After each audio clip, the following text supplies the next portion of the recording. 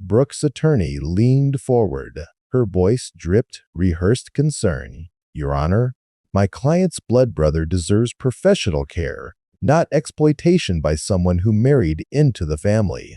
I sat perfectly still at the defense table, hands folded. 15 years.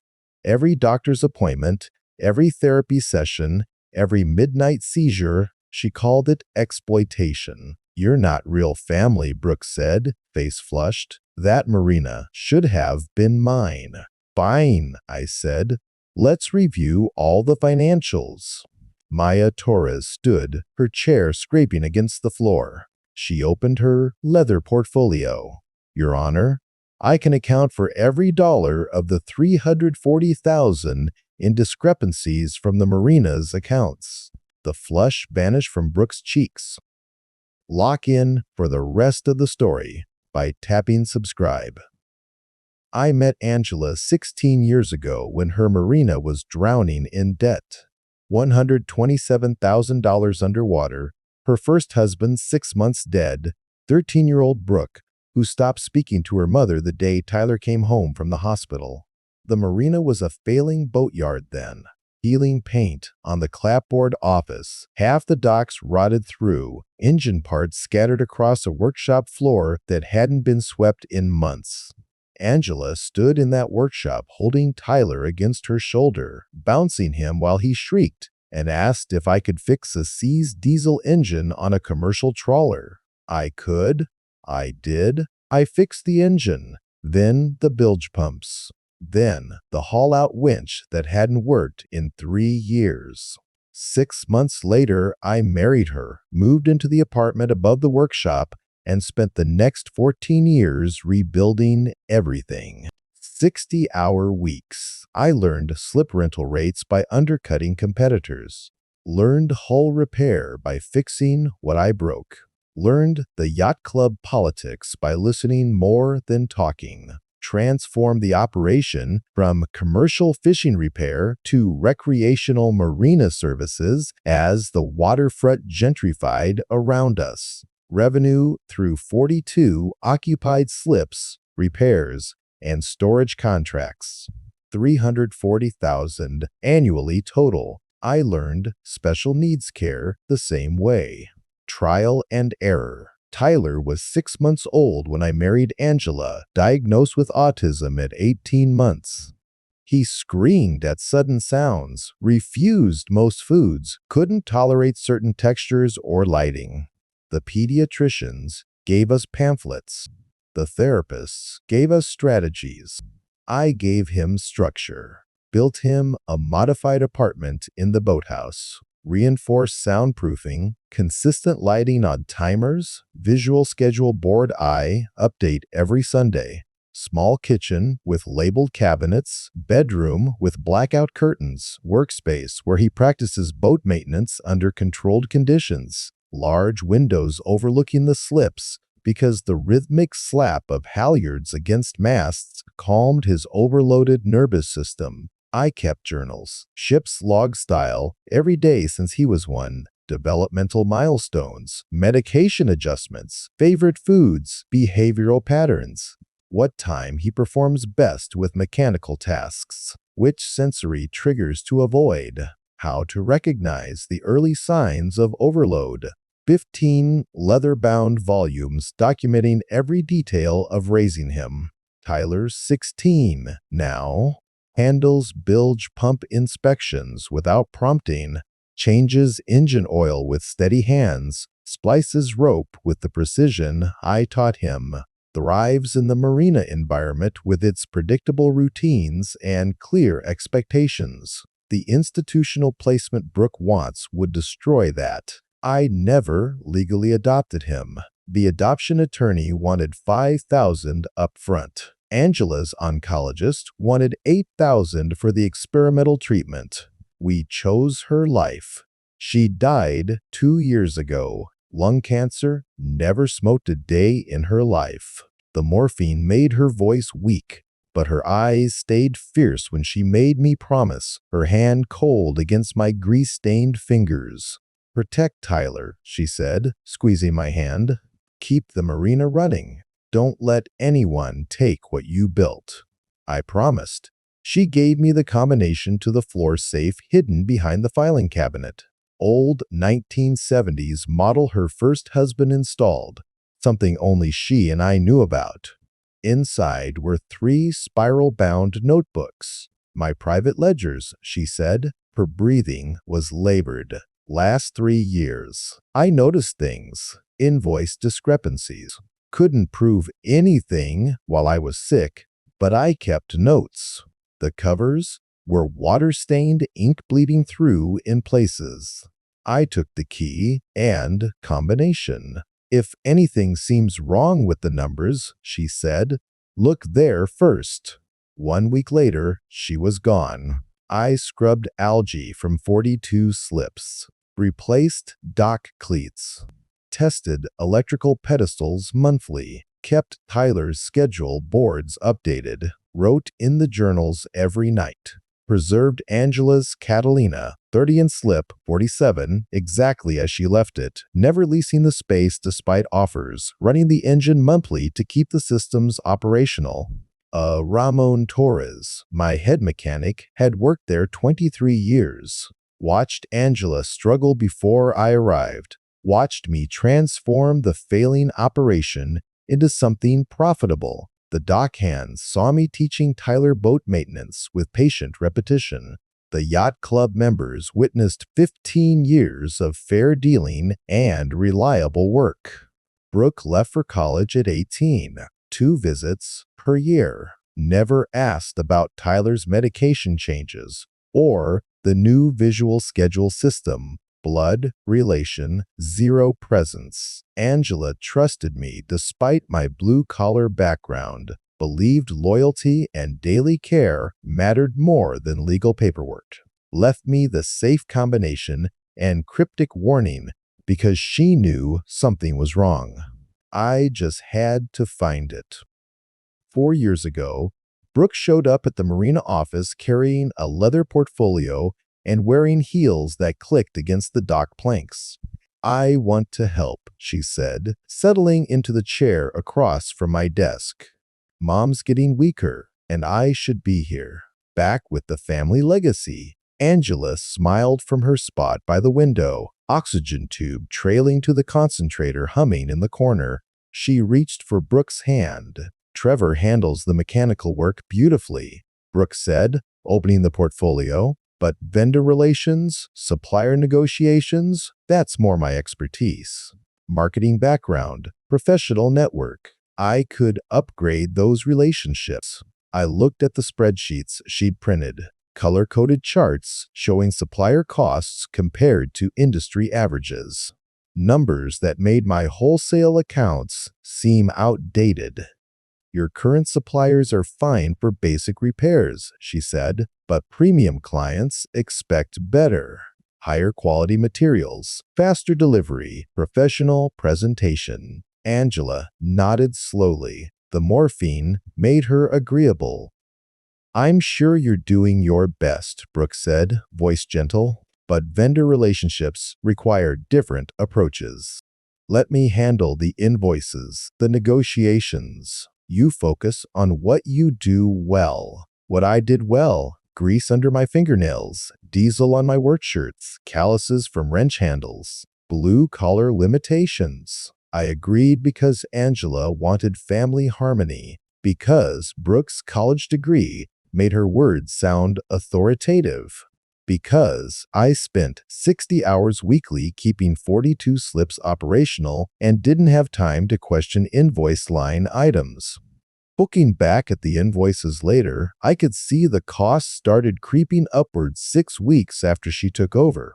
At the time, I didn't notice the pattern. Marine paint that used to cost $48 per gallon, now listed at $57. Dock hardware, 15% higher than my usual supplier quoted. Engine parts with premium markup for expedited delivery I never requested. I pulled quotes from suppliers I'd used for 12 years. The numbers didn't match, but Brooke had a college degree, professional language that made my wholesale accounts sound outdated. I went back to work, Market conditions, Brooke said when I mentioned it. Fuel surcharges, supply chain issues. Everyone's raising prices. I'm actually negotiating better rates than you get on your own. She showed me industry reports printed from websites I'd never heard of. Graphs demonstrating rising material costs. Professional language that made my concerns seem unsophisticated. I focused my attention on Angela's declining health and Tyler's medication adjustments. 20 months ago, Brooke arrived with Marcus Ventrillo, tall, spray tan, Rolex that caught sunlight when he checked it every 3 minutes. Real estate developer with expensive suits and aggressive handshake.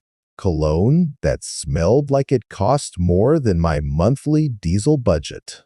Brooks told me about this place, he said, surveying the docks. Prime waterfront location. The potential here. They walked the property boundaries with a measuring tape. Brooke photographed angles I'd never considered, views that highlighted water access rather than working slips.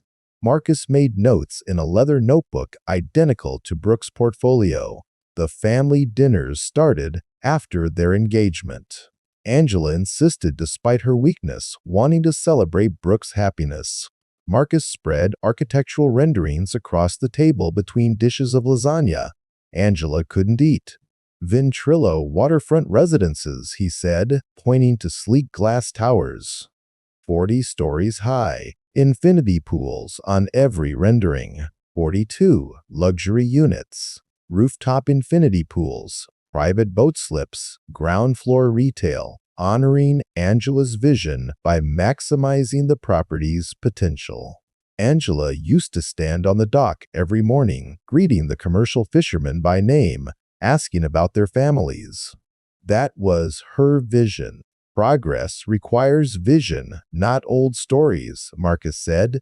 When I mentioned the Marina's maritime history, Brooke started arriving with measuring tape, photographing angles I'd never considered, bringing Marcus to review electrical systems and water access. Stop pretending interest in Tyler's therapy progress or Angela's treatment updates. Angela died on a Tuesday morning. Brooke walked in that afternoon with her attorney's business card. We need to discuss the transition, she said, standing in the office where Angela's oxygen concentrator still hummed. Professional management, Tyler's care needs, property valuation. Her voice flattened. You're the mechanic, Trevor. Tyler needs professional institutional care, not living in a glorified boathouse. And Mom's business should benefit her actual children. She walked to the window overlooking slip 47, where Angela's Catalina, 30, sat perfectly maintained. Not someone who married into the family. I said nothing. Watched her examine the waterfront views. Calculated the timeline between her vendor involvement and the cost increases I'd blamed on market conditions. That night, I looked at the floor, safe hidden behind the filing cabinet. Angela's words echoed. If anything seems wrong with the numbers, look there first. I reached for the dial, then stopped. I wasn't ready to look. I just wanted to grieve. 6 months before the courtroom confrontation, Brooke called and said we needed to talk. Family meeting. Important decisions about Tyler's future. She arrived with Marcus and a man in a 3-piece suit carrying a leather briefcase. Richard Pemberton, attorney at law. They positioned themselves across my desk. Corporate raiders staging a hostile takeover. I stayed behind my desk in my work shirt, grease still under my fingernails from the morning's engine rebuild. Brooke wore a tailored blazer and statement jewelry. Marcus's Rolex caught the afternoon light streaming through the window. Pemberton opened his briefcase and placed a document on my desk. Guardianship petition. Mr. Hastings, he said, voice flat and professional. My client has concerns about her brother's living situation and the business arrangements currently in place. I read the first page. Petition accused me of exploiting Tyler's disability, to maintain control of Marina assets, argued that blood relation superseded my 15 years of documented care. Brooke leaned forward. Tyler deserves real professionals, not your homemade systems. Tyler has specialists, I said. Occupational therapist twice weekly. Behavioral specialist monthly. Medical team at the clinic. Institutional care, Marcus said. He spread glossy renderings across my desk. Architectural drawings showing glass towers where the docks currently stood. Ventrillo waterfront residences. 42 luxury units. Rooftop infinity pools. Ground floor retail. The renderings showed no trace of the working marina. No commercial slips. No haul-out system, no workshop where Tyler learned to splice rope and change bilge pumps. Honoring Angela's vision, Marcus said, maximizing the property's potential. Angela's vision was greeting fishermen by name every morning, asking about their families. Maintaining affordable slip rates for working boats. We're offering $850,000, Marcus said, 30-day acceptance window. Cash deal, clean closing. I'd had the property appraised last year for insurance purposes. Market value exceeded $1 million. No, I said. Pemberton adjusted his glasses. Mr. Hastings, you should understand that blood relation carries significant weight in guardianship proceedings. My client has legitimate standing to challenge the current arrangement. 15 years of journals, I said. Every therapy session, every medication adjustment, every milestone. Brooke stood and walked to the window overlooking slip 47. Angela's Catalina 30 sat in perfect condition, white hull gleaming. Her voice flattened. You're not family, Trevor. You married Mom. That doesn't make you Tyler's father. I've been his father since he was 1 year old. No. She turned from the window. You were Mom's husband. There's a difference. Through the window, I could see Ramon Torres on the dock. He'd paused his work, watching our office. 2 dock hands stood with him. That Marina should have been mine from the beginning, Brooke said. Tyler is my blood brother. The judge will see exactly what this is. A grease monkey exploiting a disabled kid to steal what he never earned. Marcus checked his Rolex. The buyout offer stands for 30 days. After that, we proceed with the guardianship petition and let the court decide. Pemberton gathered his documents. You'll be served with formal papers within the week. I'd recommend retaining counsel. They stood. Brooke's heels clicked against the worn carpet as she walked to the door. You're not real family, Trevor, she said without turning around. The door closed. Through the window, Ramon Torres met my eyes. He shook his head slowly. I sat at my desk looking at the architectural renderings. 42 luxury condos, where Angela had built a working waterfront.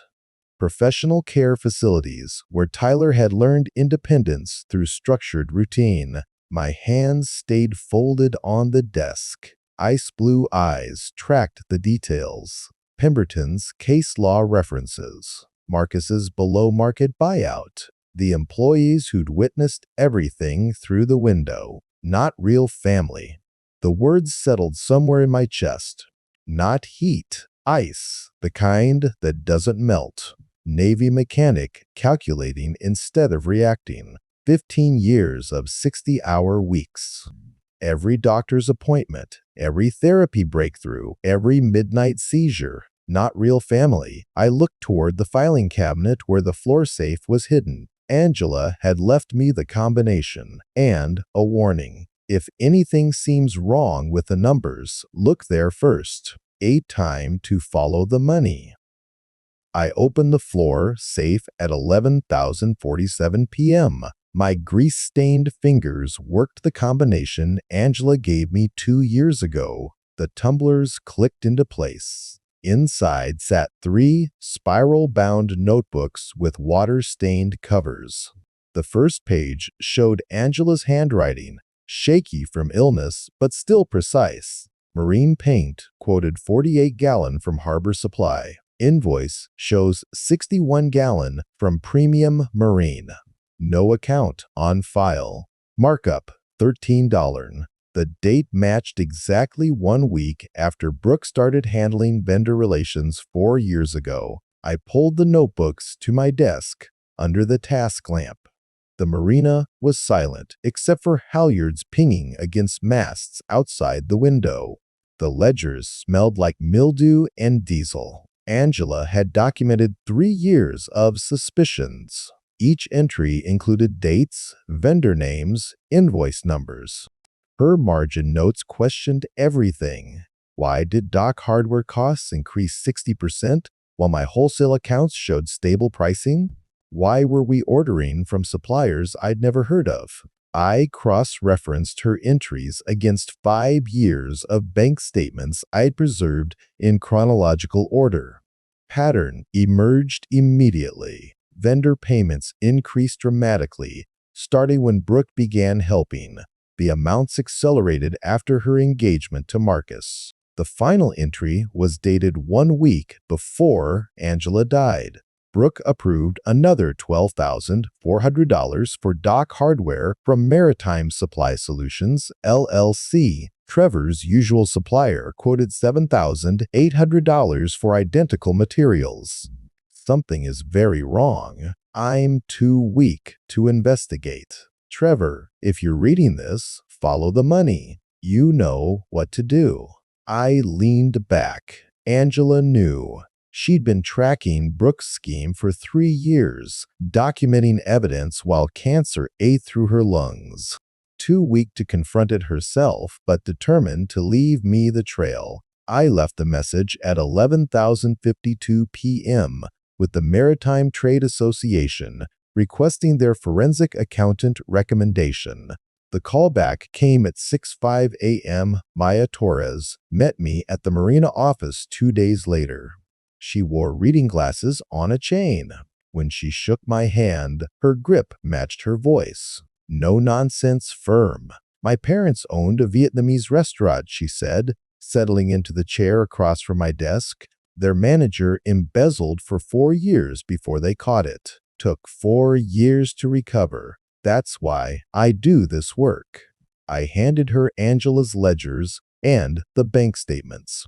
I signed authorization forms for her to subpoena bank records and digital transaction logs. She worked through the documents methodically, making notes in a leather portfolio. No small talk, no wasted motion. After 90 minutes, she looked up. I need to run a complete forensic analysis, she said, but I can already see the pattern. These vendor names: Maritime Supply Solutions, Coastal Hardware Industries, Premier Marine Equipment. Shell companies? Most likely. She flipped through more statements.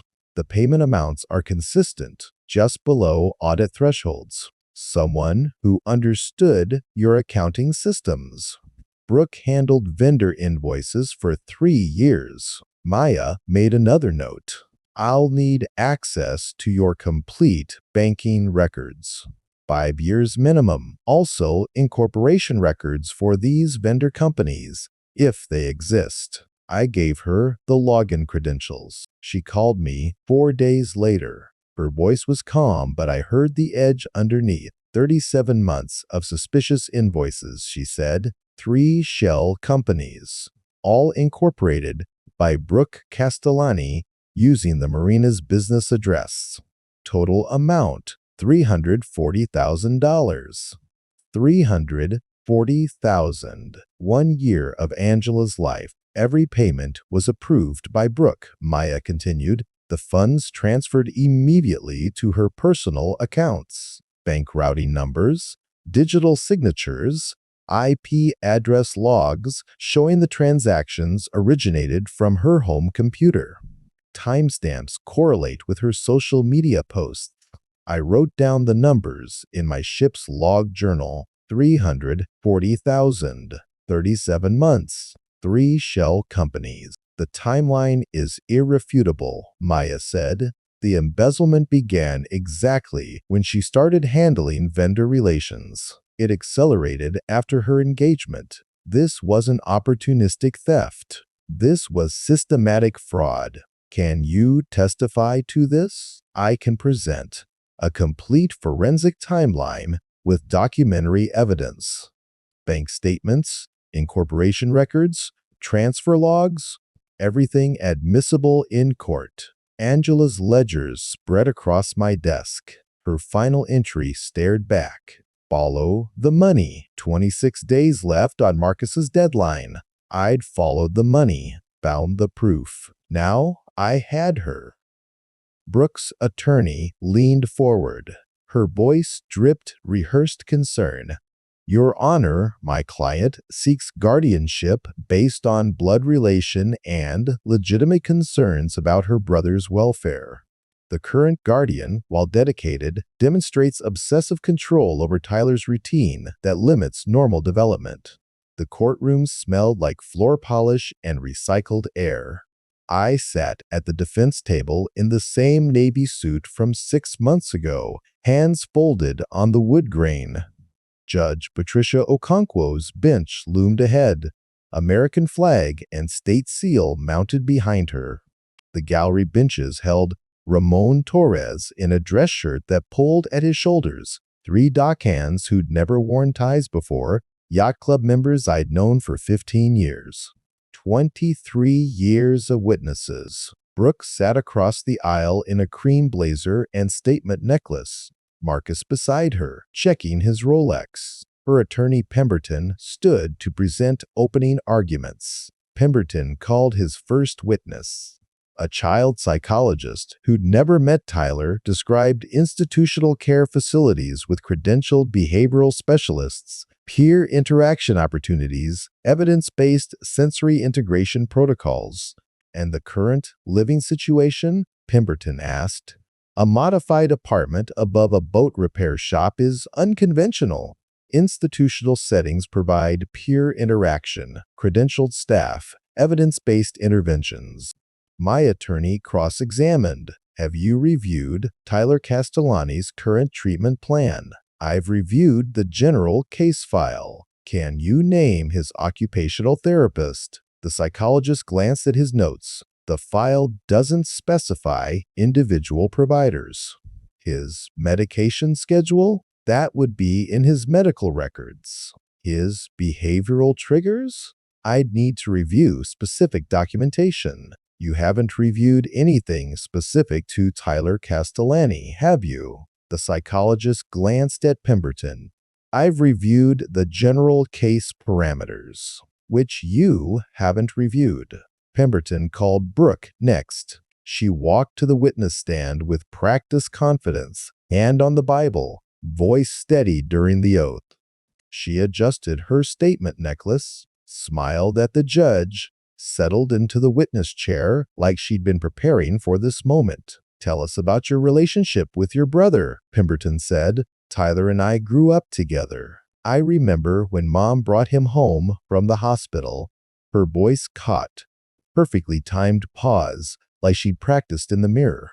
I remembered her visiting twice a year, never asking about his medication changes. He was so small, so vulnerable. I've always wanted what's best for him. But after Mom died, I started noticing things. The isolation, living above a workshop with engine noise and diesel fumes, no peers his age, no professional supervision. And your concerns about the Marina's management? I took responsibility for modernizing vendor relationships, building strategic supplier partnerships. Trevor's a mechanic. Financial planning requires different expertise. My attorney stood for cross-examination. And Ms. Castellani, when did you last visit your brother? Brooke shifted in her seat. I've been busy with work, but I call regularly. Can you name Tyler's current therapist? He has several providers. Name 1. I'd have to check my records. Dr. Sarah Chen, occupational therapy every Tuesday and Thursday at 2 p.m. for 4 years. I had her business card in my wallet. His medication schedule? Trevor handles the daily routine. What time does Tyler perform best with mechanical tasks? Brooke's jaw tightened. I don't track his hourly schedule. What's his favorite food? That changes. Current favorite? Trevor would know better than me. My attorney returned to our table. Pemberton called his financial expert, who presented charts showing Marina revenue fluctuations, operating costs trending upward. No mention of shell companies. No correlation with Brooke's vendor management timeline. Clean graphs that hid the pattern underneath. Then my attorney called Maya Torres. She walked to the witness stand carrying her leather portfolio, reading glasses on the chain around her neck. Took the oath in the same calm voice she'd used during our first meeting. Ms. Torres, please describe your findings. Maya opened her portfolio and placed a color-coded timeline on the easel. Red highlighting showed 37 months of suspicious transactions in ascending amounts. Green marked shell company incorporations, all within 2 weeks of each other. Blue traced transfers to Brooke's personal accounts, each one clearing within 24 hours. I conducted a forensic analysis of Castellani Marina's financial records covering 5 years. I identified 47 transactions totaling $340,000 that warrant investigation. She pointed to the timeline. These payments were made to 3 vendors. Maritime Supply Solutions, LLC, Coastal Hardware Industries, INC, Premier Marine Equipment Co. All 3 companies were incorporated by Brooke Castellani using the Marina's business address. Pemberton stood. Objection. Speculation about corporate ownership. Maya pulled documents from her portfolio. Incorporation records showing Brooke's signature in blue ink, her social security number typed in the same font as her Instagram bio, the Marina's address listed as the business location for all 3 entities. Judge Okonkwo leaned forward. Overruled. Continue. Each payment was approved by Mrs. Castellani in her role managing vendor relations. The funds transferred immediately to these shell company accounts, then to her personal checking account within 24 hours. Maya placed bank statements on the easel. Digital banking records include IP address logs showing these transfers originated from Mrs. Castellani's home computer. The timestamps correlate with Mrs. Castellani's Instagram posts from the same dates and locations, establishing irrefutable connection between her physical presence and these fraudulent transactions. Brooke's hand gripped the table edge. Her knuckles went white. The cream blazer suddenly looked too big on her, like she'd shrunk in her seat. Marcus stood, phone already pressed to his ear, walking toward the exit. He didn't look at Brooke, didn't pause. His stride had the same aggressive confidence as when he'd first walked these docks with measuring tape and architectural renderings. Your Honor, Maya said, voice unchanged from her opening statement. I can account for every single dollar of the alleged $340,000 in discrepancies. Shell company registrations, falsified invoices, direct deposits to the defendant's accounts. The timeline is irrefutable. Judge Okonkwo set down her pen. I'll need the complete financial documentation for review. This hearing is continued pending further investigation. Brooke gripped the table edge, knuckles white. Pemberton closed his portfolio with a soft click, checked his watch, stood without looking at Brooke, already calculating his exit from a case that had just become criminal exposure instead of family law. Ramon Torres caught my gaze from the gallery, nodded once. The gavel hit the bench. 30:47 p.m. Guardianship petition denied, Judge Okonkwo said. Her voice carried the same flat authority as a Coast Guard boarding officer. "I'm referring the financial evidence to the District Attorney's Office for criminal investigation. Ms. Castellani, you are ordered to cease all contact with Castellani Marina business operations pending the outcome of that investigation." Brooke sat frozen in her cream blazer. The statement necklace caught the fluorescent lights, stones dull against the overhead glare. Pemberton gathered his documents without looking at her. His briefcase clicked shut. He checked his watch, stood, walked toward the exit with the measured pace of someone calculating billable hours already spent on a case that had just become criminal exposure instead of family law. Through the courtroom windows, I'd watched Marcus leave during Maya's testimony, phone pressed to his ear, Rolex catching the fluorescent lights one last time as he pushed through the doors. I drove back to the marina and replaced the starboard dock cleats on slip 23. Ramon Torres worked beside me, neither of us speaking. The rhythm of wrench work said everything that needed saying. 2 days later, Marcus dissolved Ventrillo Development, LLC. The business registration listed termination date, effective immediately. His Instagram account went dark. The architectural renderings of luxury waterfront condos vanished from his feed like they'd never existed. Brooke's phone buzzed during what should have been their dinner reservation. I know this because she posted about it later, before she deleted everything. The text message was 2 sentences. "You misrepresented your financial position and family business ownership. This engagement is terminated." He blocked her number before she could respond. His investors learned the Marina acquisition was a fraudulent scheme rather than a legitimate development deal. 3 of them threatened legal action for misrepresenting project viability. Marcus's remaining industry credibility evaporated faster than diesel fumes in August heat. Brooke's Instagram followers collapsed to 3,200 in 6 days. The athletic wear sponsorship terminated their contract. The lifestyle brand partnership sent cease and desist letters. Her comment sections filled with former fans. "You lied to us. Unsubscribed. Hope it was worth it."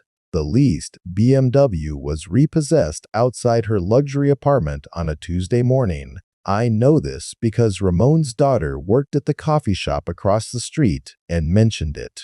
The tow truck driver attached the chains while Brooke stood on the sidewalk in yoga pants and an oversized sweater, phone pressed to her ear. She lowered it, dialed again, lowered it. Her apartment lease terminated 30 days later for non-payment. The shell company accounts were frozen pending criminal investigation. Every dollar she'd stolen was evidence now, locked in legal limbo while prosecutors built their case.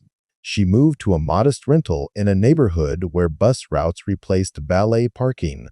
Her marketing job barely covered rent and groceries. The designer clothes stayed in storage she couldn't afford to maintain. The district attorney filed charges 6 months after Judge Okonkwo's referral. Wire fraud, identity theft, embezzlement, potential 15-year sentence. Mandatory restitution of $340,000 to Castellani Marina. Pemberton withdrew representation when her retainer check bounced. The public defender who replaced him was 26 years old with a caseload of 83 clients. He recommended a plea agreement during their first meeting. The Marina community rallied without me asking. Ramon Torres organized employee testimony about Brooke's minimal involvement and contemptuous attitude toward manual labor. Yacht Club members provided character references describing 15 years of fair dealing and reliable work. The Regional Marine Trade Association issued a public statement recognizing my integrity and business transformation of a failing operation. 6 months after the courtroom confrontation, Brooke stood before Judge Okonkwo again. Same wood-paneled room, same gallery benches, same witnesses who'd heard her call me not real family. She wore khaki slacks and a polyester blouse. Target clearance rack. No statement necklace. No designer anything. Her voice was flat when she read the prepared statement. I plead guilty to felony embezzlement of $340,000 from Castellani Marina. I agree to 3 years probation, full restitution paid through wage garnishment, and permanent prohibition from any role in Marina business operations. Judge Okonkwo leaned forward. Miss Castellani, you violated the trust of someone who dedicated 15 years to your family's business and your brother's care. The consequences you face are the direct result of your choices. The restitution schedule showed 15 years of monthly payments, the same number of years I'd spent building what she tried to steal. I used the first payment to fund dock improvements and Tyler's trust account. Like my story so far? Tap the button and leave me a comment. I hand Tyler the bilge pump hose. He threads the coupling, metal on metal, smooth, turn, no hesitation. Perfect seal on the first try. Prime it, I say. He opens the valve. Water flows clean through the discharge line. No hesitation, no second-guessing the sequence. 3 years ago, he needed visual cues for every step. The Catalina 30 sits in slip 47 exactly as Angela left it. White hull gleaming under maintenance I perform monthly. Her name still on the Coast Guard documentation. I've refused 6 lease offers for this slip. The lost revenue doesn't matter. Tyler coils the hose with the precision I taught him. Over, under, over, under. Proper marine coil that won't kink. Right, I say. He nods once, already moving to the next task. Brooke's court-ordered payments fund his trust account now. $340,000 over 15 years. Same number of years I spent building what she tried to steal. The money pays for new dock hardware, upgraded electrical systems, Tyler's future. His occupational therapist emails weekly updates. Independence. Technical skills. I watch him prove her reports every morning. Angela used to say, a boat's only as sound as its weakest seam. Pressure finds the flaw eventually. She knew something was wrong. Created the evidence trail. Trusted me to protect Tyler and the truth. The 42 slips hold working boats, not luxury condos. Maritime legacy preserved through 15 years of 60-hour weeks. Tyler secures the engine hatch. Doesn't need my confirmation anymore. Angela would have smiled at that.